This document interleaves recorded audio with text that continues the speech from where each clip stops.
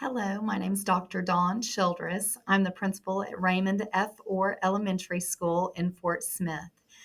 We had the honor of becoming a part of the Inclusive Practices PLC Project in the pilot year last year and worked with our state department, with the Guy Fenter Education Cooperative, and with Solution Tree to start addressing our needs when it comes to our students that are IEP entitled. So that was a shift in mindset for us. Instead of our SPED kids or students with disabilities, we started learning that all students are general education students first, and that some students are entitled to have IEPs, and that it's our responsibility to work together as a team to make sure that students not only have exposure, but that they have access to grade level content.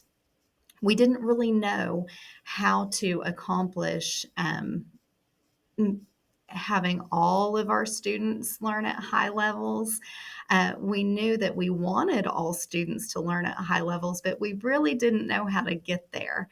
And as principal, I had read the Yes We Can book. And when I read the Yes We Can book, there were a lot of things that we had already started doing, but there were some things that I thought, oh, I just don't know if that's going to work. I was nervous about having our special education teachers and our general education teachers working together in our team times, our collaborative team times, because I had had the experience where where the conversations would just dig down and be only on one student or one or two students, and that would take up almost a whole meeting talking about one or two students. And we have lots of students that need help and need to grow.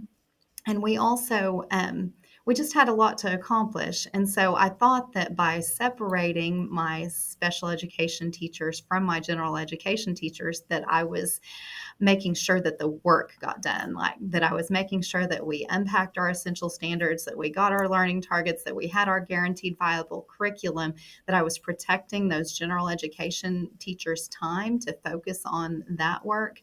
But I quickly realized, as we went through the inclusive principle or the inclusive practices PLC project, that in order to really help all students learn at high levels, we all had to be on one team, and that our general education teachers and our special education teachers had to work together in order to make that happen. And so we started making our collaborative team times really purposeful. We had really strong agendas, and we were dedicated to sticking to those agendas so that we could get the work done, but so that we had everyone involved in the process.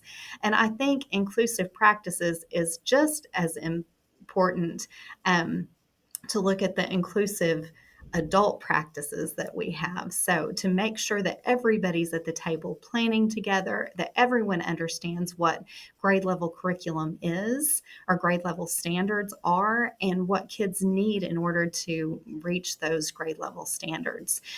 We worked with Solution Tree, and throughout the year last year, we created learning progressions.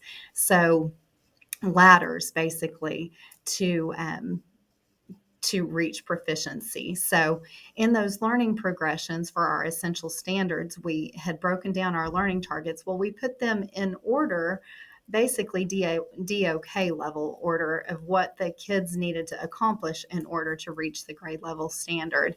And what was great about that is having those learning progressions helped us align vertically so that we would know what the prerequisite skills were, and then our teachers that are writing IEPs, which we learned doesn't just happen by the special education teacher. It's a joint effort between the general education teachers and the special education teachers to create those IEPs.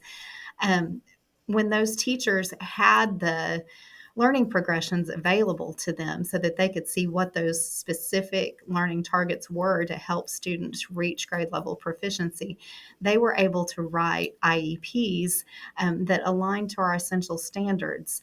And that's when we started seeing our gaps filled. So, what was really exciting was not only did our behavior issues become better when we included all of our students in our general education classes, but also the kids' confidence really increased. It was pretty amazing. I had a student come to me and say, "Oh my goodness, Dr. Childress, did you know that I'm in Miss Stevens' class?" Which prior to that, he had been in a self contained class for a long time. And being in one of the general education teachers' classes, just really gave him a boost of confidence. He told me he was going to do great things and that he was going to have a great year. And he did. And so he was just one of many success stories. So we had 12 of our students increased by more than 2 reading levels in according to iStation. We had 5 that increased more than 3 reading levels. We had one that increased 4 reading levels and one that increased 6 reading levels just in 1 year, according to iStation. And so we were getting really super excited as the year went on, looking at that iStation data because we had that monthly. But I was still nervous and wondering if that was going to actually show up in our state data. And so it was really exciting last week whenever I received the preliminary scores for ESSA and saw that all of our student demographic groups grew in our value added growth. And so that was very exciting.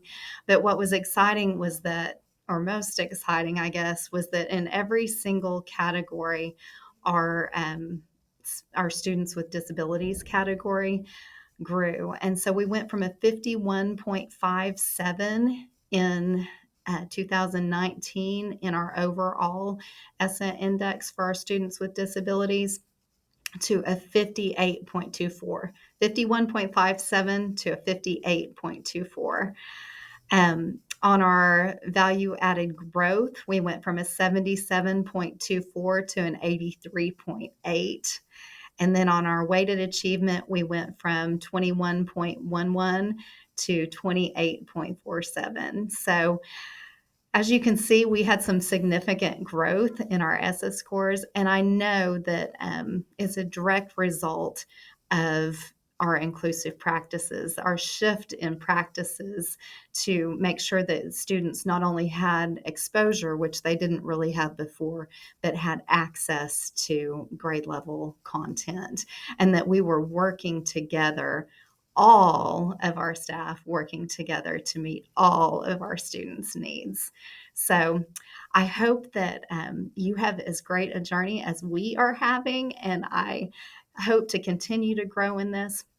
It doesn't, all of this work, I mean, and it is work, all of this work that we're doing not only benefits our students with disabilities or our IEP entitled students, it benefits our whole entire school. The level of empathy, caring, the level of friendship that I've seen grow through this process has just been amazing. And I can't wait to see how these students' lives are totally changed because of the work that we're doing. And I know that you can do the same thing.